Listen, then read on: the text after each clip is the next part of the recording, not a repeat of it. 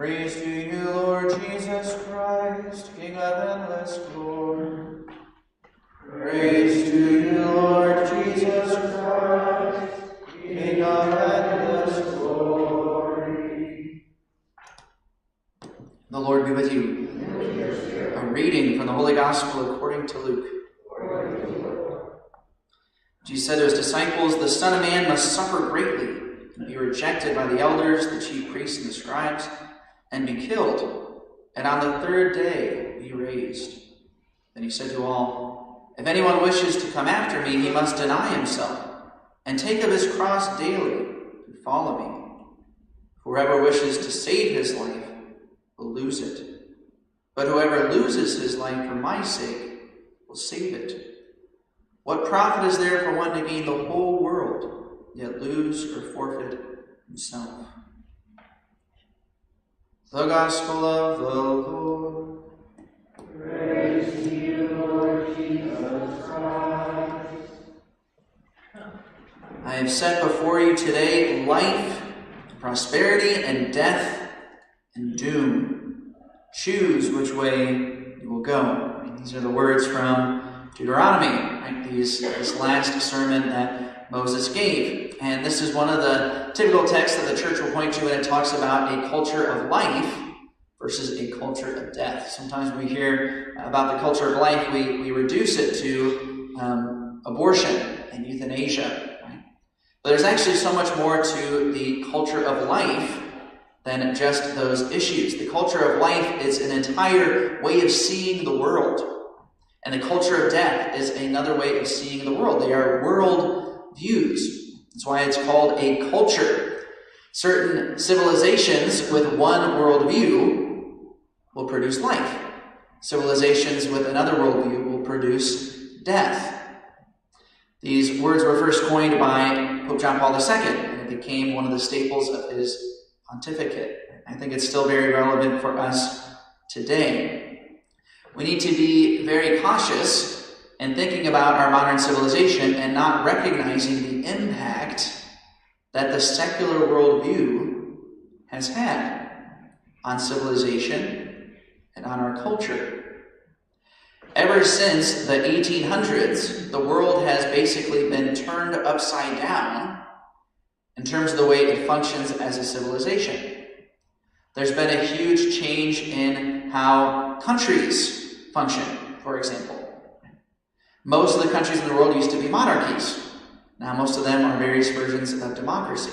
And not that that's a bad thing, but that's a huge change. Most countries used to see themselves as part of a greater whole. And the greater whole was Christian civilization. Their nation was not the sole authority on all things. They recognized that there was a higher authority, and that was God and religion. It's no longer the case.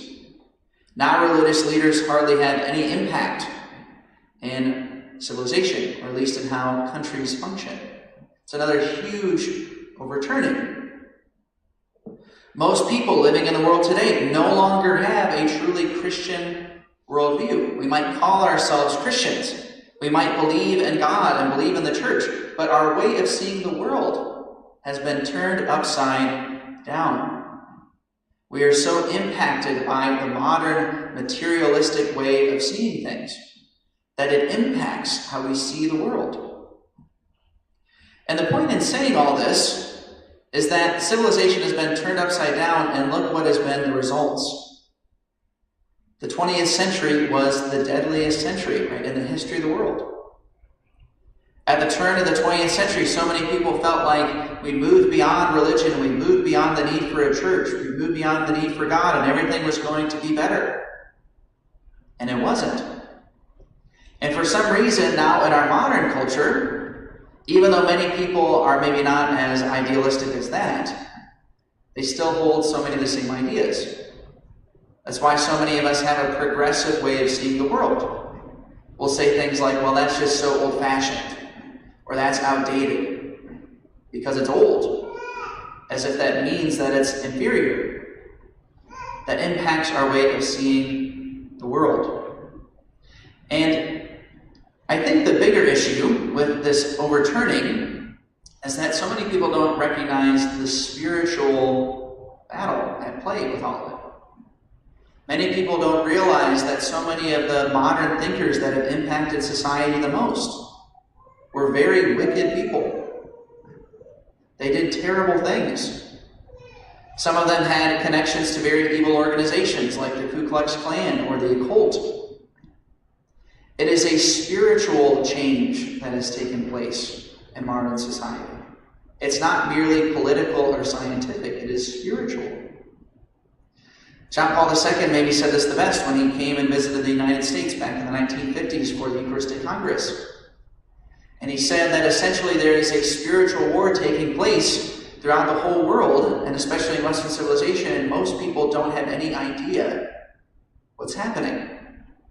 Essentially what is taking place is a battle between 2,000 years of tested Christian civilization and principles. And now it is up against the anti-Christian civilization, the anti-Christian movement. And it is true. If you look at so many of the modern thinkers and the modern movements that are influential today, they may not call themselves anti-church or anti-Christian. But when you look at the ideas they profess, it is completely contrary to a Christian view of the world. So I think it's significant for us as we hear this reading from the Deuteronomy to recognize this, that these words of Moses were prophetic. They were prophetic for the Israelites. Choose God or choose death. And what we are experiencing in our civilization today is the very same question. If we do not choose God, we are choosing death, and there will be destruction. Choose God.